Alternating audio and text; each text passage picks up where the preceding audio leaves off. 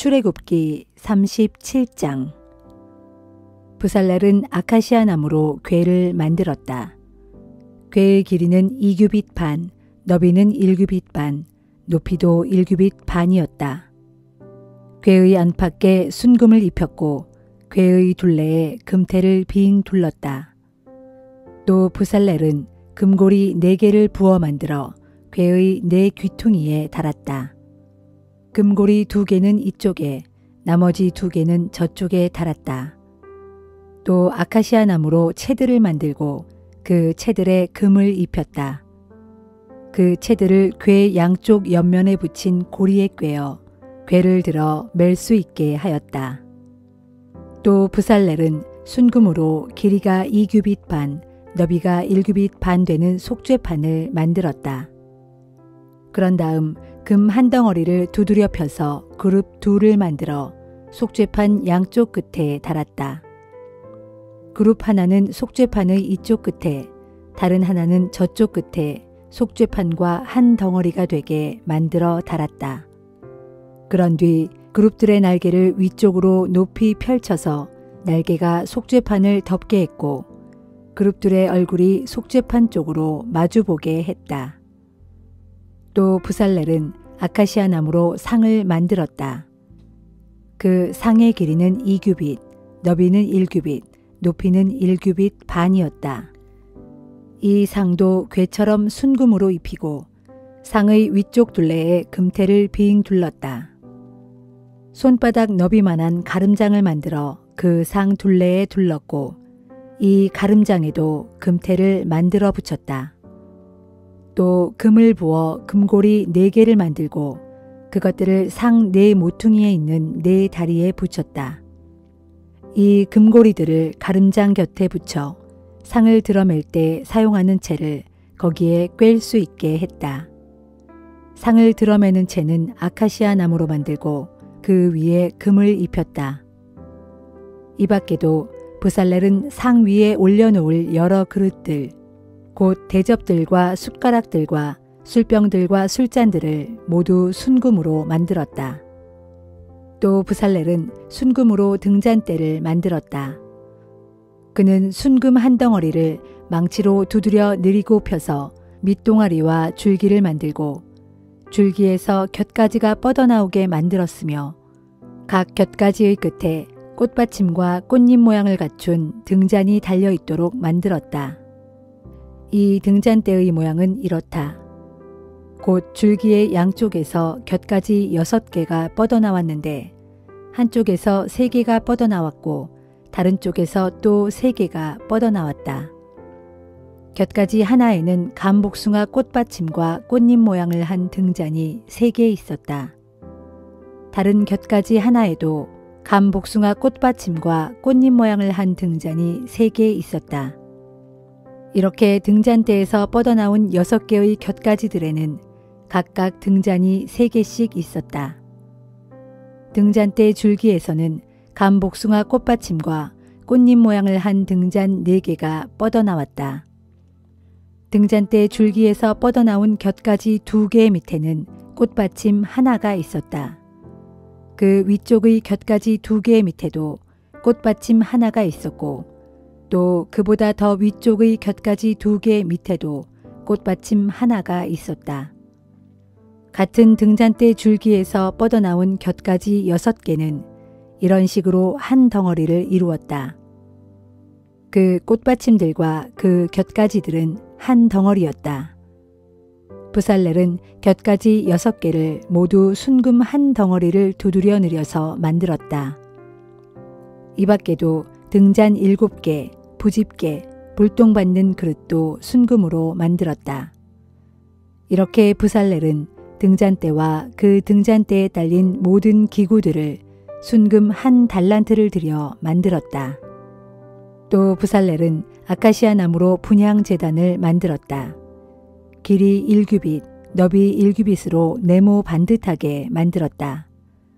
그 높이는 2규빗이었다. 분향 제단과 그 제단의 4 귀퉁이에 붙은 뿔들은 한 덩어리를 이루었다. 분향 제단의 윗면과 사방 옆면과 거기에 이어붙은 뿔들에 순금을 입혔고 분향제단의 둘레에는 금태를 빙 둘렀다. 또 금고리 2개를 만들어 분향제단에 빙 둘은 금태 아래의 양 옆면 밑쪽에 붙였다.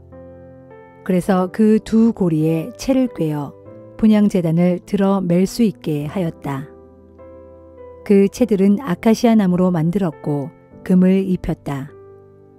또 부살렐은 향 제조공이 향 만드는 방법대로 성별하는 데 쓰는 거룩한 기름과 달콤한 향기를 내는 데 쓰는 순수한 향을 만들었다.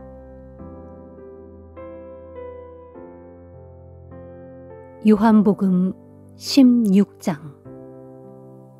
내가 이런 일을 너희에게 미리 일러두는 것은 너희 믿음이 흔들리지 않게 하려는 것이다. 그때의 세상 사람들은 너희를 회당에서 내쫓을 것이다. 그들은 너희를 죽이는 것이 곧 하나님을 섬기는 일이라고 생각할 것이다. 그들이 그런 일을 저지르는 까닭은 내 아버지도 알지 못하고 나도 알지 못하기 때문이다. 내가 이런 말을 너희에게 하는 것은 그런 일이 닥쳐올 때 너희로 하여금 내가 너희에게 경고한 이 말들을 기억에 떠올리도록 하기 위함이다. 내가 처음부터 이런 말을 너희에게 하지 않았던 것은 지금까지는 내가 너희와 함께 계속 있었기 때문이다. 나는 지금 나를 보내신 분에게로 돌아간다. 그런데도 너희 가운데 누구도 내가 어디로 가는지 나한테 묻는 사람이 없구나. 도리어 내가 이런 말을 한다고 해서 너희는 슬픔으로 가득 차 있다. 그러나 내가 진정으로 너희에게 말한다. 내가 떠나가는 것이 너희에게 정말로 유익하다. 내가 너희를 떠나가지 않는다면 돕는 분께서 너희에게 오실 수가 없다. 내가 가야만 내가 그분을 너희에게 보낼 것이기 때문이다. 그분이 오시면 그분은 죄에 대해서, 의로움에 대해서, 그리고 심판에 대해서 세상이 저지른 잘못을 일깨워주면서 책망하실 것이다. 여기서 죄라 함은 세상 사람들이 나를 믿지 않은 것을 가리키고, 의로움이라 함은 내가 아버지께로 가기 때문에 세상에서는 너희가 나를 더 이상 보지 못하게 되는 것을 가리키며, 그리고 심판이라 함은 이 세상 통치자가 이미 정죄를 받았다는 것을 가리킨다. 아직도 나는 너희에게 할 말이 많다. 하지만 지금은 너희가 그것을 감당할 수 없다. 그러나 돕는 분, 곧 진리의 성령이 오시면 그분이 너희를 모든 진리 가운데로 인도하실 것이다. 그분은 자신의 생각대로 말씀하시지 않고 자신이 들은 것만을 너희에게 전해주실 것이며 또 앞으로 일어날 일도 너희에게 알려주실 것이다. 그분은 내 것을 넘겨받아 너희에게 알려주심으로써 나를 영광스럽게 할 것이다. 내 아버지께 속한 모든 것들이 다 내 것이다. 이런 까닭에 돕는 분이신 성령이 내게서 받은 것을 너희에게 알려주실 것이라고 내가 말하는 것이다. 이제 조금 후면 너희는 나를 더 이상 보지 못할 것이다. 하지만 다시 조금 더 있으면 너희는 나를 보게 될 것이다. 그러자 제자들 가운데 몇 명이 서로 수군거렸다. 이제 조금 후면 나를 더 이상 보지 못할 것이고 다시 조금 더 있으면 나를 보게 될 것이라니 그게 도대체 무슨 뜻일까? 그뿐 아니라 그것은 내가 아버지께로 갈 것이기 때문이다라니 그건 또 무슨 뜻일까? 제자들은 또 이런 말들도 주고받았다. 도대체 조금 있으면이라는 말은 또 무슨 뜻일까? 주께서 하시는 말씀을 도무지 이해할 수 없네. 예수께서는 제자들이 자신의 말에 대해 묻고 싶어하는 마음이 있다는 것을 알아차리시고 이렇게 말씀하셨다. 너희는 내가 이제 조금 후면 나를 더 이상 보지 못할 것이고 다시 조금 더 있으면 나를 보게 될 것이다 라고 한 말 때문에 서로 그 뜻이 무엇인지 묻고 있는 것이냐. 내가 진정으로 너희에게 밝히 말한다. 이제 너희는 울며 통곡할 것이지만 세상은 기뻐할 것이다. 그러나 너희의 그런 슬픔은 이내 기쁨으로 바뀔 것이다. 그것은 마치 여자가 아기를 낳을 때와도 같다. 출산할 날이 가까워지면 여자는 겪어야 할 진통 때문에 무척 근심한다. 그러나 마침내 아기가 태어나면 여자는 아기가 세상에 태어난 기쁨 때문에 모든 고통을 순식간에 잊어버린다. 이와 마찬가지다. 너희가 지금은 슬퍼하겠지만 너희는 나를 다시 볼 것이고 그렇게 되면 너희는 한층 더 기뻐할 것이다. 그 기쁨을 어느 누구도 너희에게서 빼앗지 못할 것이다. 그날이 오면 너희는 더 이상 아무것도 내게 물을 필요가 없다. 내가 진정으로 너희에게 밝히 말한다. 너희가 내 이름으로 구하는 것은 무엇이든 내 아버지께서 다 이루어 주실 것이다. 그러므로 구하라. 지금까지는 너희가 내 이름으로 아무것도 구하지 않았다. 그러나 이제 내 이름으로 힘껏 구하라. 그러면 너희는 받게 될 것이고 너희 잔은 기쁨으로 넘칠 것이다. 지금까지 나는 이런 것들을 비유로 말해왔다.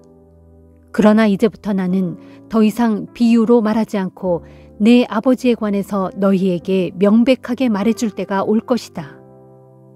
그날이 오면 너희는 내 이름으로 아버지께 직접 구할 것이다. 그래서 나는 더 이상 너희의 요구를 들어달라고 내 아버지께 너희 대신 간구할 필요가 없게 된다. 이제는 내 아버지께서 몸소 너희에게 사랑을 베푸신다. 그 까닭은 너희가 나를 사랑했고 또 내가 아버지의 보내심을 받고 이 세상에 왔다는 것을 너희가 믿었기 때문이다. 그렇다. 나는 아버지의 보내심을 받아 이 세상에 왔고 이제 모든 일을 마무리 짓고 이 세상을 떠나 내 아버지께로 다시 돌아가는 것이다. 그때 제자들이 말했다. 이제야 주께서 비유로 말씀하시지 않고 뜻이 분명하게 말씀해 주시니 우리가 비로소 주께서는 모든 것을 다 알고 계신다는 사실과 우리가 새삼 주께 여쭈어 볼 필요도 없이 우리 마음을 다 알고 계신다는 사실을 알았습니다. 또한 이로써 우리는 주께서 하나님께로부터 오신 분이시라는 것을 믿습니다. 예수께서 말씀하셨다. 이제야 너희가 믿는구나. 그러나 때가 오면 너희는 다 흩어져서 나를 혼자 버려두고 각자 자기 집으로 갈 것이다. 벌써 그때가 왔다. 그러나 나는 혼자가 아니다. 내 아버지께서 언제나 나와 함께 계시기 때문이다.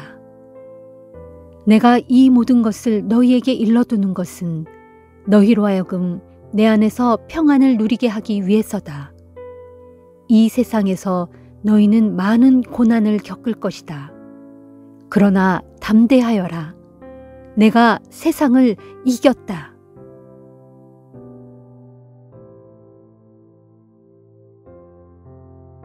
잠언 13장.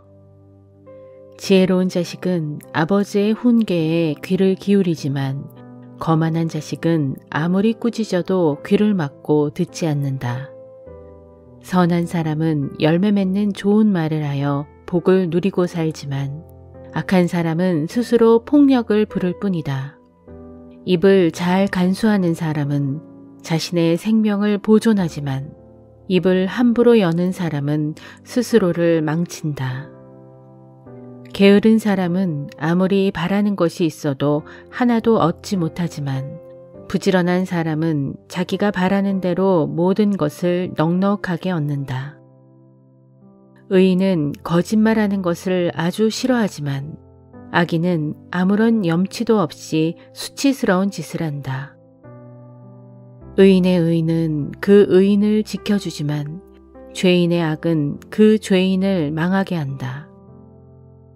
부자인 척하지만 아무것도 가진 게 없는 빈 털터리가 있고 가난한 척하지만 큰 재물을 가진 부자가 있다. 부유한 사람은 재물로 자기 목숨을 건질 수도 있지만 가진 것 없는 가난뱅이는 협박당할 일조차 없다. 의인의 빛은 밝게 빛나지만 악인의 등불은 금방 꺼져버리고 만다. 교만한 마음은 다툼만 일으킬 뿐이지만 지혜로운 자는 충고의 말을 잘 받아들인다. 부정하게 얻은 재물은 점점 줄어들지만 수고하여 알뜰살뜰 모은 재산은 점점 늘어난다. 소원이 이루어지지 않으면 마음이 병들지만 소원이 이루어지면 삶의 생기가 살아난다. 말씀을 우습게 여기는 자는 망할 것이지만 계명을 존중하는 사람은 상급을 받는다. 지혜로운 자의 가르침은 생명의 샘이어서 사람을 죽음의 덫에서 벗어나게 한다. 선을 이루려는 지혜는 호의를 불러오지만 악을 행하려는 죄인들의 길은 험난할 뿐이다. 지각 있는 사람은 잘 알고 신중하게 행동하지만 어리석은 사람은 자기 어리석음을 훤히 드러내고 다닌다. 못된 전령은 사람을 곤경에 빠뜨리지만 믿음직한 사신은 이를 바로잡는다.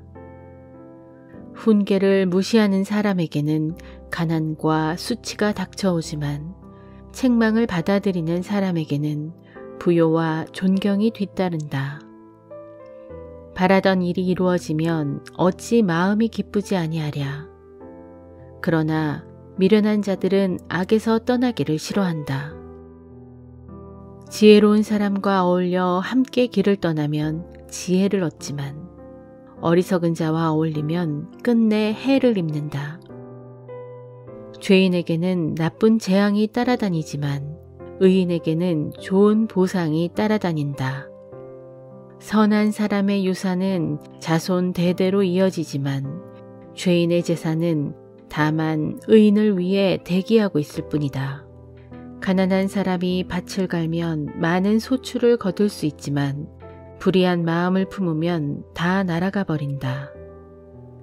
회초리를 아끼는 사람은 자식을 사랑하지 않는 것이다. 참으로 자식을 사랑하는 사람은 제때에 성실하게 징계한다. 의인의 배는 흡족하도록 배부르지만 악인의 배는 항상 배고픔을 느낀다.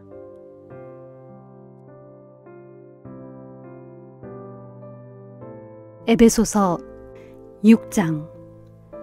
자녀들이여 주 안에서 부모에게 순종하십시오. 그것이 옳은 일입니다. 내 부모를 공경하라 하신 말씀은 하나님의 보상 약속이 딸려있는 첫째 계명으로서 곧 그리하면 내가 만사에 잘되고 땅에서 오랜 수명을 누릴 것이다 하였습니다. 또 부모들이여 여러분의 자녀를 자극하여 화나게 하지 말고 오직 주의 교훈과 훈계로 잘 기르십시오. 종들이여 여러분이 세상적인 주인에게 순종하기를 마치 죽게 하듯 두려움과 존경과 신실한 마음으로 하십시오. 사람을 기쁘게 하는 자들처럼 주인이 볼 때만 눈가림으로 잘 보이려고 하지 말고 그리스도의 종답게 진실한 마음으로 하나님의 뜻을 행하십시오. 사람에게 하듯 하지 말고 주를 섬기듯 온 마음을 다해 성실하게 섬기십시오.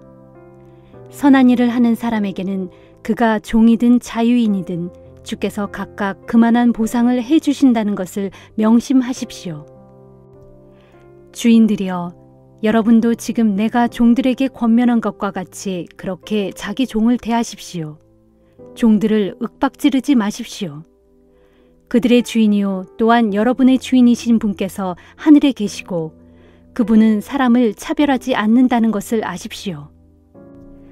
끝으로 당부를 드립니다.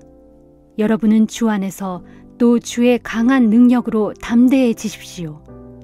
마귀의 계략에 당당히 맞설 수 있도록 하나님의 무기로 온몸을 무장하십시오. 우리가 싸워야 할 적들은 살과 피를 가진 인간이 아닙니다. 우리의 적들은 이 어둠의 세상을 지배하는 통치자들과 권력자들, 그리고 하늘에 있는 악한 영들입니다. 그러므로 여러분은 하나님의 무기로 온몸을 완전히 무장하십시오.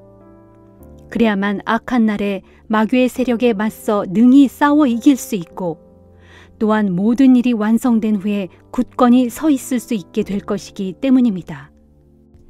그러므로 이제 여러분은 굳건히 서서 진리의 허리띠로 허리를 동이고 의의 갑옷 가슴막이로 가슴을 가리고 발에는 평화의 복음을 널리 전할 수 있도록 신발을 신고 또 이 모든 것에 더하여 손에는 믿음의 방패를 들도록 하십시오. 그래서 그 방패로 악한 자가 쏘는 불화살을 막아 꺼뜨릴 수 있어야 합니다. 그리고 머리에는 구원의 투구를 쓰고 무엇보다 하나님의 말씀인 성령의 칼을 손에 쥐십시오. 어떤 경우에든지 성령 안에서 하나님께 간구하고 기도하십시오. 이것을 위하여 항상 깨어 모든 일을 참고 견디면서 모든 성도를 위해 간구하기를 게을리하지 마십시오. 또 나를 위해 기도해 주십시오. 기도하기를 내가 입을 열 때마다 하나님께서 내 입에 말씀을 주셔서 아무 두려움 없이 복음의 비밀을 담대하게 전할 수 있게 해달라고 하십시오. 그 일을 하다가 지금 나는 쇠사슬의 메인 몸이 되었으나 어디까지나 하나님의 복음을 전하는 사신입니다. 그렇기에 내가 마땅히 해야 할 말을 두려움 없이 담대하게 선포할 수 있도록 나를 위해 기도해 주십시오. 여러분, 사랑하는 형제이며 주님의 신실한 일꾼인 두기고가 여러분에게로 가서 나의 현재 형편과 내가 하고 있는 일들을 모두 알려줄 것입니다. 내가 두기고를 여러분에게 보내는 것은 우리의 형편을 여러분에게 알리려는 뜻도 있지만 더욱 그로 하여금 여러분을 격려하도록 하기 위해서입니다. 하나님 아버지와 주 예수 그리스도께서 믿음의 형제들에게 평강과 사랑을 내려주시기를 빕니다. 또한 우리 주 예수 그리스도를 변함없이 사랑하는 모든 사람들에게 하나님의 은혜가 항상 함께 하기를 빕니다.